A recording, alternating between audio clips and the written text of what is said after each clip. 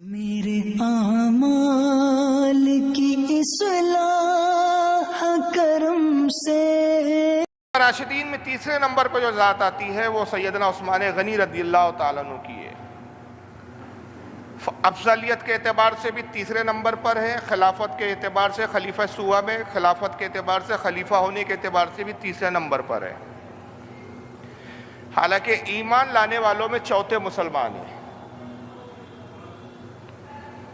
आपसे पहले 3 लोग ईमान ला चुके थे, जिसमें एक हज़रत अबू बकर सिद्दीक थे, दूसरे हज़रत मौला कायनात अली मुर्तज़ा थे, तीसरे हुज़ूर सल्लल्लाहु अलैहि वसल्लम के ग़ुलाम आज़ाद करदा ग़ुलाम हज़रत ज़ैद इब्न हारिस थे। मर्दों में आप चौथे हैं। हज़रत अबू बकर सिद्दीक की ईमा पर आपके समझाने पर इस्लाम कबूल किया।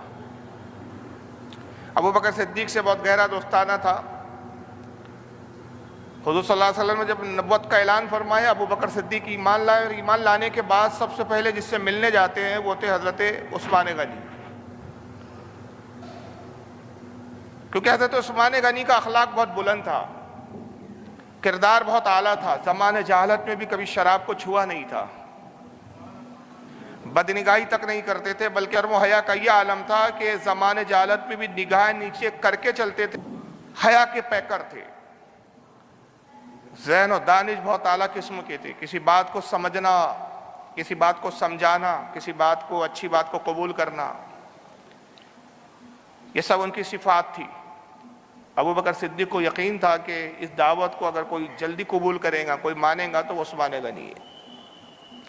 उस्मान गनी से मुलाकात की और हुज़ूर सल्लल्लाहु अलैहि वसल्लम के बारे में बताया। उस्मान, मोहम्मद सल्लल्लाहु अलैहि वसल्लम ने, हमारे साथी ने नबुव्वत का ऐलान किया है, और तुम जानते हो कि हम बचपन से लेकर अब तक मोहम्मद सल्लल्लाहु अलैहि वसल्लम को देखते आ रहे हैं। हमने कोई आदत व अतवार में कोई बुराई नहीं देखी, कोई ऐब मोहम्मद सल्लल्लाहु अलैहि वसल्लम ने हमने नहीं पाया। आप झूठ नहीं बोलते हैं, सदाकत का पैकर है, यकीनन आप पैगंबर है, और मैंने मोहम्मद सल्लल्लाहु अलैहि वसल्लम को पैगंबर तस्लीम कर लिया है और उनका कलमा मैंने पढ़ लिया है। मैं चाहता हूँ कि तुम भी मुसलमान हो जाओ। उस्मान गनी ने एक लम्हे का भी तवक्कुफ नहीं किया, को ना कोई बहस की, ना कोई दलील पूछी। कहा कि अबू बकर, अगर आप कहते हैं तो यकीनन सच कहते हैं कि आप भी झूठ नहीं कहते, और जिस जात के बारे में आप कह रहे हैं वो भी झूठ कहने से पाक व मुबर्रा है। चलिए मुझे मोहम्मद के पास लेके चलिए, मैं इस्लाम कबूल करने के लिए तैयार हूँ। सरकार की खिदमत में अबू बकर लेकर आते हैं, कलमा पढ़ा, मुसलमान हो गए। मुसलमान होने से पहले बहुत तो ऐश व इशरत की ज़िंदगी थी, माल बहुत था, पैसा बहुत था, कबीले बनु उमय्या से ताल्लुक़ था, ख़ानदान जो था वो सरदार ख़ानदान था। हज़रत उस्मान गनी का बाप अबू सुफियान का भाई था। हकम इब्न आस आपका चचा था, और यह हकम इब्न आस वो है जो मरवान का बाप था, मरवान इब्न हकम। अबू सुफियान भी चचा थे हज़रत उस्मान गनी के, इस एतबार से अमीर माविया चचाजाद भाई थे। सरदारी वाला ख़ानदान था, सरदार थे ये अपने कबीलों के। मालो दौलत की फरावानी थी, तिजारत करते थे, ऐश व इशरत की ज़िंदगी थी। गोया सोने के और चांदी के बर्तनों में खाना पीना था। लेकिन जैसे ही इस्लाम लाए, नतीजा ये हुआ कि चचा ने सख्ती करना शुरू कर दी। बाप का इंतकाल हो चुका था, अफवान का इंतकाल हो चुका था, चचा ने परवरिश की थी, यानी हकम इब्न आस ने, हकम इब्न अबुल आस। समझाया कि उस्मान मोहम्मद का दीन छोड़ दे। आपने कहा नहीं, बहुत सोच समझ के मोहम्मद सल्लल्लाहु अलैहि वसल्लम का कलमा पढ़ा है, बचपन से लेकर अब तक मोहम्मद सल्लल्लाहु अलैहि वसल्लम को देखा है, परखा है, जाना है, समझा है, मैंने मोहम्मद सल्लल्लाहु अलैहि वसल्लम में कोई ऐब नहीं पाया। और वो जो बात कहते हैं सदाकत पर मबनी है, ना वो झूठ कहते हैं, ना उनकी बात ऐसी होती है कि जिसको झुटलाया जा सके।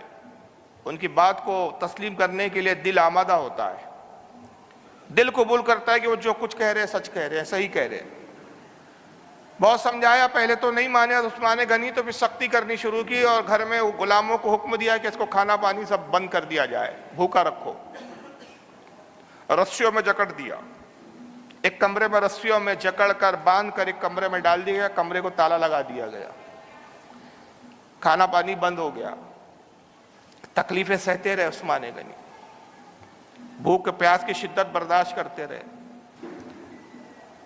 कुछ रोज गुजरे, भूखों प्यास से कमरे में बंद पड़े हुए हैं, बेहोशी का आलम है। हकम इब्ने अबुल आस ने, चचा ने एक दिन फिर दरवाजा खोला, देखिए अब अकल ठिकाने आ गई होगी। देखा तो नीम बेहोशी की हालत में कर्रा रहे हैं, आवाज निकल रही है, पानी, आलतश आलतश, पानी दे दो, पानी दे दो, प्यास की शिद्दत है।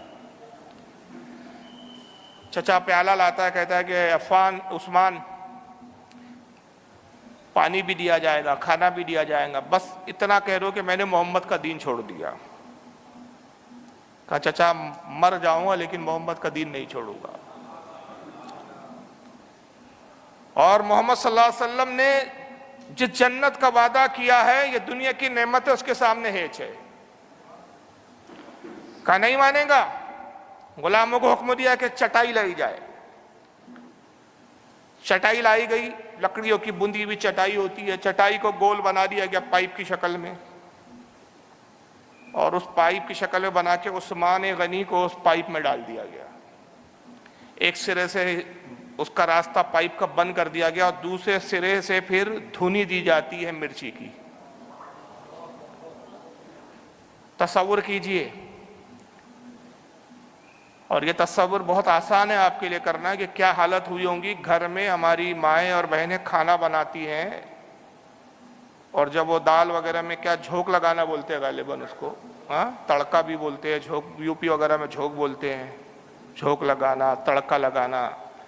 मिर्ची अगर जलने लगती है, एक फिजा में एक कैफियत होती है, खांसी आती है, ठसका आता है, छींकें आने लगती है, हालत बदतर हो जाती है, आदमी कमरे से बाहर निकल पड़ता है, बर्दाश्त नहीं होता। थोड़ी सी मिर्ची, थोड़ी सी धास चली, थोड़ा सा धुआं फैला, हालत ये होती है। अंदाजा लगाइए, एक पाइप की शक्ल का एक चटाई बनाई गई, उस्मान को उसमें लपेट दिया गया, डाल दिया गया, एक सिरा बना, और दूसरे सिरे से अब धुआं डाला जा रहा है। वो धुआं पास होने के लिए कोई रास्ता नहीं है, और इतना धुआं डाला गया कि उस्मान गनी खास खास के चीखते रहे, खांसते रहे, बेहोश हो गए, अदबरी हालत हो गई, सांसें उखड़ने लगी। चचा को कुछ रहम आया, गुलामों ने कहा आका मर जाएगा ये तो, माना कि भतीजा है, लेकिन चचा तो उन्हें पाला है इसको, आका इसको पाला है, परवरिश की है, बेटों की तरह रखा है, क्या मारी डालोगे? गुलामों ने जब कुछ सिफारिश की तो हकम इब्ने अबुल आस को रहम आया, कहा चटाई खोलो, पानी डालो मुंह पे, बाल्टियों से पानी डाला गया, होश में आया, कहा उस्मान ला तो उबल की कसम, इससे ज्यादा मैं तुझे तकलीफ दूंगा अगर मोहम्मद का दीन नहीं छोड़ा। उस आलम में भी आप, जबकि सांसें उखड़ रही है, आवाज निकल नहीं रही है, बहुत ही तकलीफ के साथ आप जो जुमला कहते वो ये कि चचा अगर तू मुझे जान से भी मार डाल, मैं इसके लिए गवारा कर लूंगा कि मर जाऊं, लेकिन मोहम्मद का दीन नहीं छोड़ूंगा, क्योंकि मैंने मोहम्मद सल्लल्लाहु अलैहि वसल्लम के हाथ पे हाथ दे के उखरवी कामयाबी को पा लिया है, हर तकलीफ गवारा है। देखा कि मानने वाला नहीं, वाकई जज्बा और कैफियत वो है कि मर जाएगा लेकिन मोहम्मद का दीन नहीं छोड़ेगा। कहा ठीक है, सारी प्रॉपर्टी से बेदखल करता हूं, कोई जायदाद नहीं दी जाएगी। कहा मंजूर है, सारी माल जायदाद तू रख ले, मुझे इसकी जरूरत ही नहीं, मुझे सिर्फ मोहम्मद चाहिए, मेरे लिए आका काफी है। अब देखिए बात आ गई है, ये साहबा का जुमला होता था ऐसे मौके पर, हमारे लिए कौन काफी है? हुजूर काफी है, आपका काफी है यार। गुज़िश्ता साल एक बात हुई थी कि हजरत अबू बकर सिद्दीक ने एक गज़वे के, एक जंग के मौके पे पूरा अपना माल दे दिया था, टाट का लिबास पहनकर आ गए, तो जिस्म पे कपड़े थे वो भी दे दिए, वो भी जंग के अंदर जो है अल्लाह की रसूल की बारगाह में लाके हाजिर कर दिया। एक छोटा सा पोटली जितना था सब ले आए, और हज़रत उमर आधा लाए थे। हज़रत उमर का ख्याल ये था कि मेरा माल ज़्यादा है, आज मैं नेकियों में अबू बकर से बाजी ले जाऊंगा। हज़रत उमर जब देख रहे हैं कि मैंने माल बहुत ज़्यादा दिया, ज़्यादा था मिकदार में, और अबू बकर को आते हुए देखा एक छोटी सी पोटली में थोड़ा सा सामान लाए, खुश हो गए कि चलो आज नेकियों में मैं अबू बकर से बढ़ गया। अबू बकर आए और पोटली रखा, या रसूलल्लाह मेरी तरफ से है। टाट का लिबास पहने, वो टाट जो घर के में पर्दे के तौर पर लटकाया जाता था। अबू बकर कितना लाए हो? या रसूलल्लाह जितना घर में था सब ले आया हूं। अबू बकर घर के लिए, अहलो अयाल के लिए कुछ छोड़ा? क्या अबू बकर का जुमला था, मेरे लिए अल्लाह और उसका रसूल काफी है? अबू बकर की बोली यह है कि मेरे लिए अल्लाह और उसका रसूल काफी है। सिर्फ अल्लाह काफी बोलना ये वहाबियों की बोली है। वही उस्मान गनी ने कहा कि मेरे लिए रसूल काफी है। ये जायदाद नहीं चाहिए चाचा, रख, तेरी जायदाद तू अपने पास रख। बाप की जायदाद थी, छोड़ दिया, और उस आलम में रसूलुल्लाह की खिदमत में आते हैं, रसूलुल्लाह मैंने आपकी मोहब्बत की खातिर सब कुछ कुर्बान कर दिया। जब तकलीफें बताई, सरकार की आंखों में नमी आ गई, आंसू आ गए। कहा उस्मान अल्लाह तुम्हें बहुत नवाजेगा। दुआएं दी और फरमाया कि उस्मान अगर तुम बेहतर समझो तो मेरी बेटी से मैं तुम्हारा निकाह कर दूं, ताकि तुम्हें मेरी दामादी का शर्फ मिले और फिर तुम बतौर हैसियत के दामाद के मेरे घर में ही क़याम करो। सरकार, इससे बढ़कर क्या सादत हो सकती है। हज़रत रुक़ैया रज़ियल्लाहु ताला अन्हा सरकार की साहबजादी, आका सल्लल्लाहु अलैहि वसल्लम ने रुक़ैया का निकाह हज़रत उस्मान गनी से फरमा दिया। 2 हिजरी जब हिजरत किए, 2 हिजरतें की है आपने। एक तो हबशा की तरफ भी हिजरत की, इस एतबार से 2 हिजरतों की सादत है आपको। और उलमा फरमाते हैं कि लूत अलैहिस्सलाम के बाद आप पहले फ़र्द है कि जिन्होंने अपनी बीवी के साथ हिजरत की है। हज़रत लूत और इनके दरमियान में कोई ऐसी शख्सियत, ऐसी ज़ात गुजरी ही नहीं जिसने अपनी बीवी और कुंबे के साथ हिजरत की हो। हबशा पहले हिजरत की, जब जुल्म सितम बहुत बड़ा मक्का में, कुछ अरसे हबशा में रहे, हबशा से फिर वापस आए, फिर मदीना भी हिजरत किया। जब मदीना हिजरत की तो अहले मक्का ने सब कुछ छीन लिया। 2 हिजरी में ग़ज़वा बद्र हुआ। सहाबा इकराम बद्र में जाने की तैयारी कर रहे थे, उस्मान गनी भी तैयारी करने लगे, लेकिन हज़रत रुक़ैया की तबीयत बहुत सख्त अलील हो गई, सख्त बीमार हो गई।